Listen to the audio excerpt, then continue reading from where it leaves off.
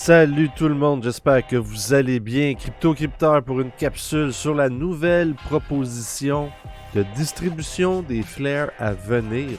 Une vidéo que je crois que tout le monde se doit d'écouter et surtout que je me devais de faire pour bien suivre, comme on dit en bon québécois, pour bien suivre la POC, la rondelle. Fait que on commence ça direct là.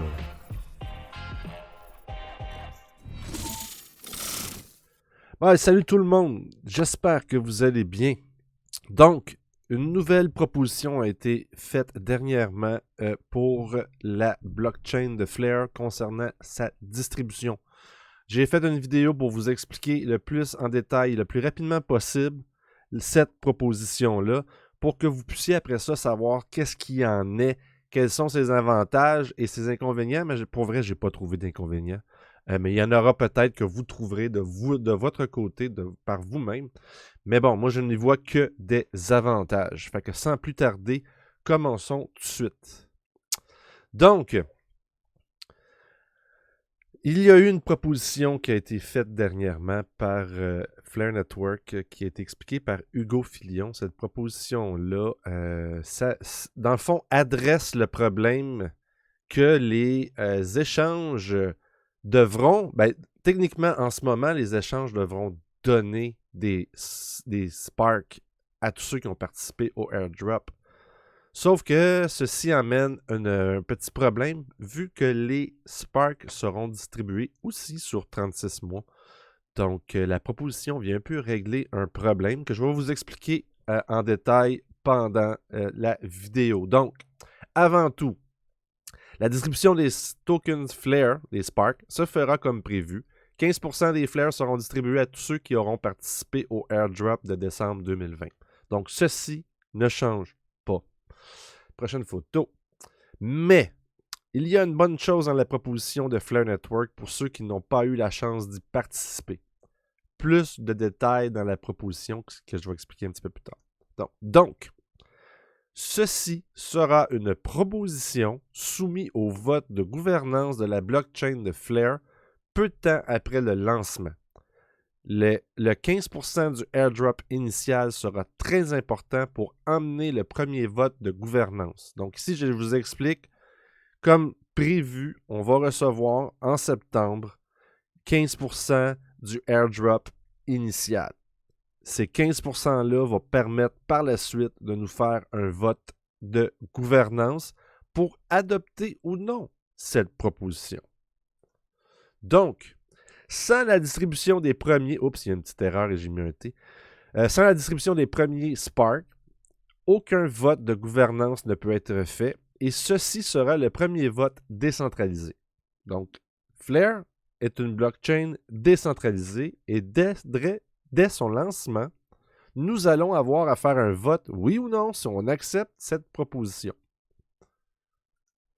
La distribution originale, 15% au premier airdrop et 3%, encore une faute que j'ai faite ici, à chaque mois sur 36 mois. Ceci pour les portefeuilles personnels et ceux qui ont procédé par les échanges. Il y en a qui ont eu des bonnes et des mauvaises choses avec les échanges, avec le airdrop de Sunbird qui n'était pas techniquement à la base, comme on pourrait dire, signé avec les échanges. Donc, ça a amené un certain lot de problèmes. Ben là, dites-vous que Sunbird a pu peut-être démontrer un certain problème et va nous permettre d'amener un correctif pour Flare Network. Mais, donc voici un peu ce qui est le questionnement dans tout ça. Que se passe-t-il si l'échange fait faillite? Vous avez pris, mettons, disons, Celsius. Hein? Celsius de ce temps-ci, c'est pas la meilleure place à être. Hein? Donc, eux, ils sont censés vous distribuer les Sparks. Mais Celsius, s'il fait faillite, qui va vous donner les Sparks par la suite? Ah! Donc, je dis, eh bien, ceux qui auront pris les échanges pour avoir leur airdrop perdront leur Spark à venir. Donc, si Celsius ferme, vous perdez vos Sparks. Et encore là, espérons qu'il ne ferme pas d'ici la première distribution des premiers 15%. Hein? Donc, on continue. Qu'est-ce que la nouvelle proposition changera? La proposition donnera au FTSO un système de distribution de tous les airdrops mensuels de 3%. Donc, techniquement, c'est toujours en cours. On recevait notre 15%. Après ça, on recevait 3% par mois. Donc, si vous avez votre portefeuille personnel, vous avez fait votre airdrop avec votre portefeuille personnel, à quelque part, vous n'avez aucun problème. Mais tous ceux qui ont passé par les échanges ont bien et bien réalisé que ceci peut amener un problème. Donc, la nouvelle proposition va justement essayer de donner au FTSO un système pour vous distribuer tous les prochains airdrops mensuels de 3%. Lorsque vous déléguerez vos Spark, automatiquement, vous ferez partie de la distribution des prochains Spark, tout en recevant vos nouveaux airdrops en les déléguant au FTSO. Vous allez aussi recevoir vos récompenses de délégation comme en ce moment avec Sunbird. Donc, pour essayer de vous refaire un récapitulatif de tout ça, on va recevoir nos premiers 15%. La proposition va demander si on accepte que les prochaines distributions soient faites par l'entremise des FTSO avec votre premier 15% que vous avez reçu. Donc, vous allez recevoir votre premier 15%, vous allez le déléguer et automatiquement, vous allez recevoir les airdrops comme prévu de 3%, mais au lieu d'être sur les échanges, c'est les FTSO qui vont vous le donner. Ce qui est pas mal plus stable comme façon de faire, parce que même si un FTSO ferme, vous pouvez reprendre vos votes et les remettre à un autre FTSO. Nous allons voir plus en détail la nouvelle proposition disponible sur ftso.au. Donc, ftso.au. Ici, il nous explique la proposition de gouvernance de la distribution des flares. Donc, un aperçu du 14 juillet écrit par Tom dans Flare Discord. Il nous explique. Nous comprenons que la communauté souhaite en savoir plus sur la proposition, mais sachez qu'elle n'a pas encore été publiée. Voici quelques éléments supplémentaires à prendre en compte. Le premier point, ce n'est qu'une proposition et la communauté aura la possibilité de voter dessus via la gouvernance. En utilisant le Wrap Flare, donc vous devez toujours wrapper vos flares pour pouvoir les déléguer, plus tard cette année ou au début de l'année prochaine. La proposition devrait être adoptée pour prendre effet. 2. La proposition sera publiée bien avant le vote, ce qui laissera suffisamment de temps pour l'examiner. 3. Les participants éligibles recevraient leur largage initial de 15% de la plateforme / de l'échange ou du portefeuille libre de garde où leur XRP était détenu le 12/12/2020. Donc, pas de changement là-dessus. La proposition permettrait aux participants d'utiliser plus facilement les méthodes de garde autonomes s'ils détenaient à l'origine leur XRP sur une bourse, sur un échange, pour recevoir 85% des Spark restants en distribution mensuelle. Il proposera une exigence d'emballage et de délégation de votre Wrap Flare aux fournisseurs de données FTSO sur le réseau pour recevoir les 85% restants. La délégation fonctionnera de la même manière qu'avec SGB sur le Canary Net Sunbird. Pour ceux qui n'ont pas l'habitude de déléguer, voici un guide, puis il donne un lien. Donc, si vous n'avez toujours pas pratiqué votre délégation, c'est bien d'acheter un petit bag peut-être de Sunbird et de commencer à vous pratiquer à les faire. Comme ça, quand le système va partir, vous allez pouvoir en profiter beaucoup plus rapidement. Les attributions mensuelles seront versées par tranche de l'ordre de 2,5% aux délégants au prorata de leur avoir par rapport au montant total délégué sur le réseau.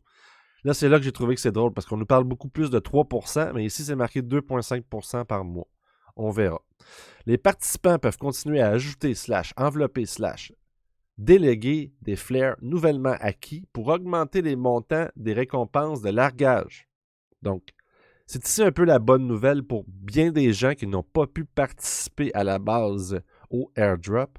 Si vous achetez des flares, vous allez pouvoir continuer de profiter des airdrops à venir dans les prochains mois. Ce qui vous donne une chance de rentrer dans le train et de pouvoir au moins profiter des 85% de airdrop à venir. qui est une bonne nouvelle pour bien du monde. Plusieurs clichés seront pris tous les 30 jours pour observer les soldes délégués.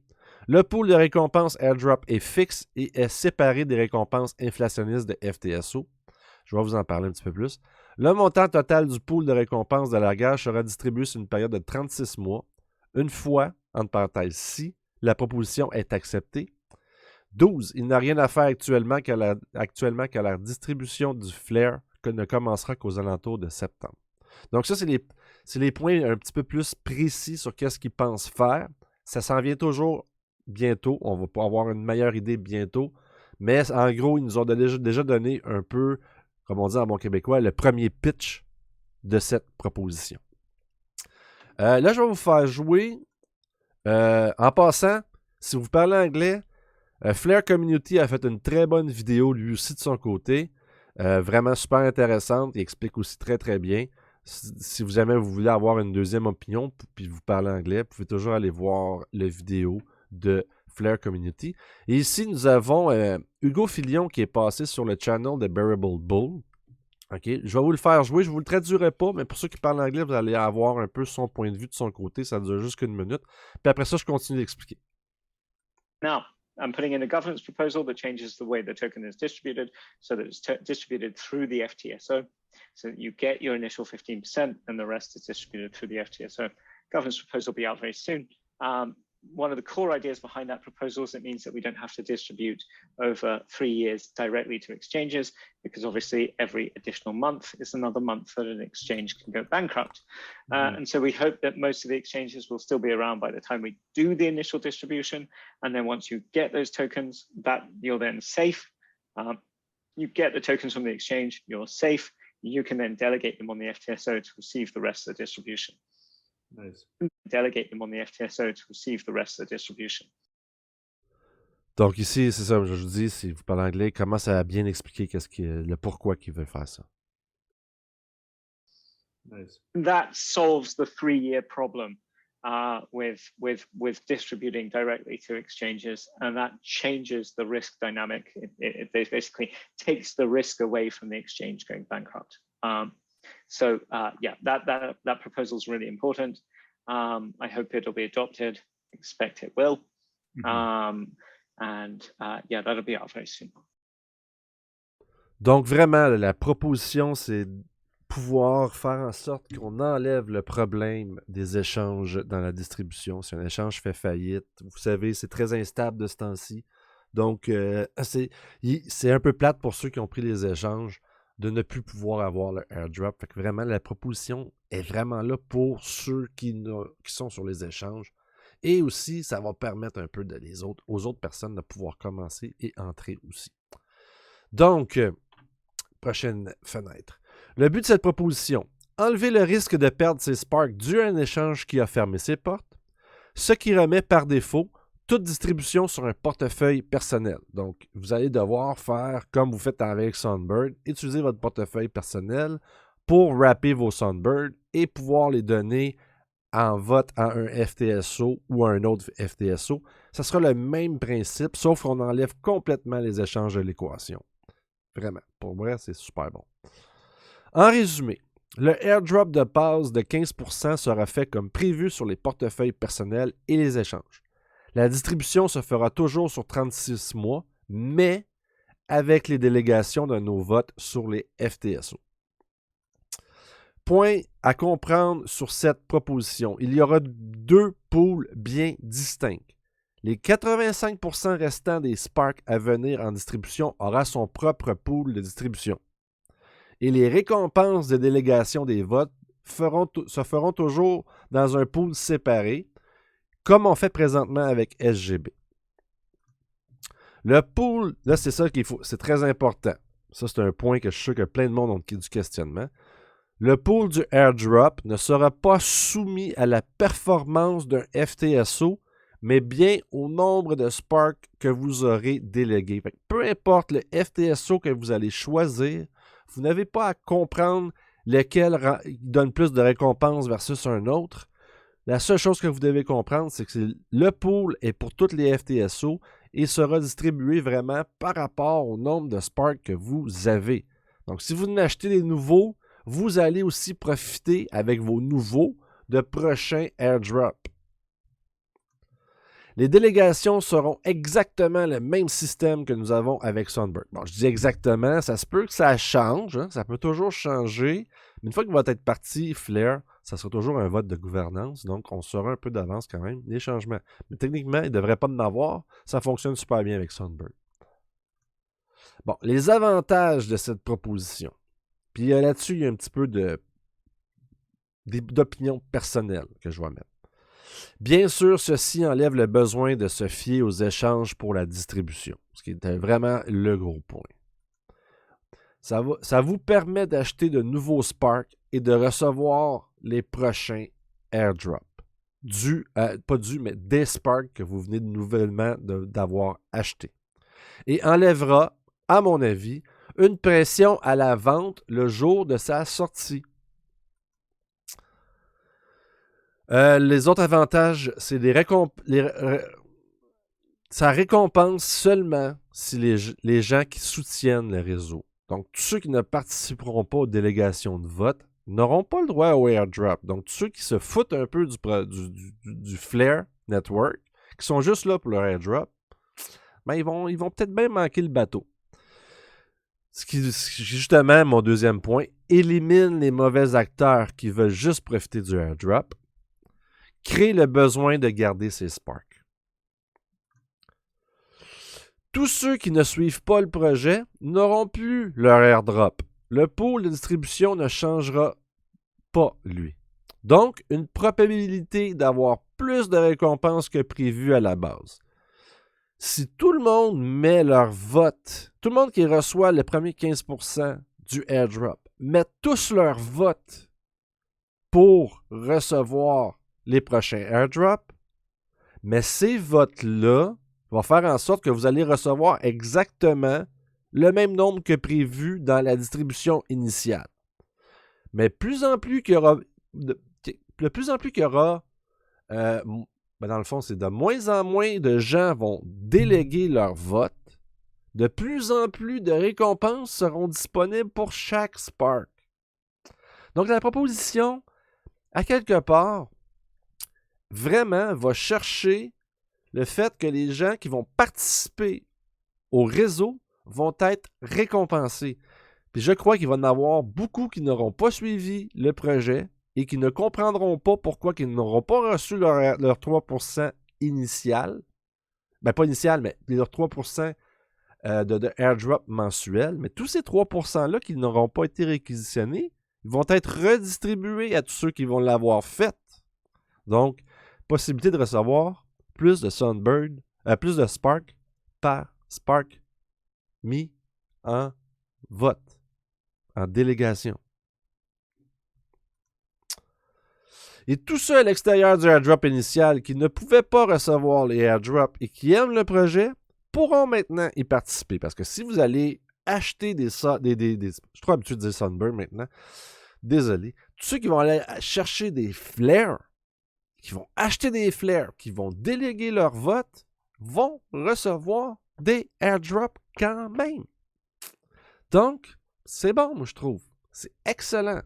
C'est excellent. Moi, personnellement, cette proposition-là, je l'aime. Elle va vraiment régler le problème des échanges, porte à mieux supporter ceux qui participent au projet, qui donnent leur délégation, amène des gens à l'extérieur de XRP, parce que veut pas, le airdrop avait rapport avec XRP, mais là, n'importe qui d'autre, parce que là, on s'entend que Flare va toucher beaucoup d'autres blockchains, mais tous ces gens-là vont pouvoir venir eux autres aussi, donc on augmente le bassin en permettant à ces gens-là de pouvoir aussi bénéficier du airdrop. Bon. À partir de là, vous faites votre idée. C'est bon, c'est pas bon, c'est pas moi qui décide, c'est pas moi qui l'ai proposé. Moi, cette proposition-là, c'est clair, net et précis que je dis oui, mais peut-être que vous faites non. Mais c'est à vous d'aller justement profiter de la décentralisation et de prendre votre vote de gouvernance et de voter non si ça ne fait pas votre affaire et de voter oui si ça fait votre affaire. On va avoir plus de détails, peut-être que c'est juste en déléguant qu'on va dire oui ou non. Je ne sais pas. On va avoir plus de détails à venir. Mais pour moi, cette proposition-là, pour vrai, elle est excellente. Elle est vraiment excellente. Donc, c'était pas mal ma dernière explication. Demain, dimanche, le 24 juillet, on va faire un live avec la gang de Cryptapéro. On va parler de tout ça, plus d'autres sujets de leur côté aussi. Tout ce qui est des différentes façons de pouvoir avoir des récompenses sur les réseaux Sunbird, Flare Network. Il va justement vous parler du nouveau NFT qui est sorti pour la communauté francophone de Flare avec Cryptapéro. C'est 200 SGB, 300 NFT en circulation. Ça sera à venir, il y aura plus de détails. Mais si vous voulez amener vos questions, avoir plus de réflexion à tout ce qui se passe, manquez pas demain le live, comme d'habitude, 15h Québec, 21h France. Donc là-dessus, je vous laisse. N'oubliez pas, laissez un commentaire, likez, partagez. Si vous avez aimé cette vidéo, si vous avez trouvé que c'était bien que je vous amène tous ces nouveaux points, hein? Et bien sûr, comme d'habitude, aimez-vous pour mieux aimer les autres, pour être mieux aimé. Hein? C'est la seule manière vraiment de faire. C'est la seule chose. Fait que je vous laisse. Je vous aime. Ciao.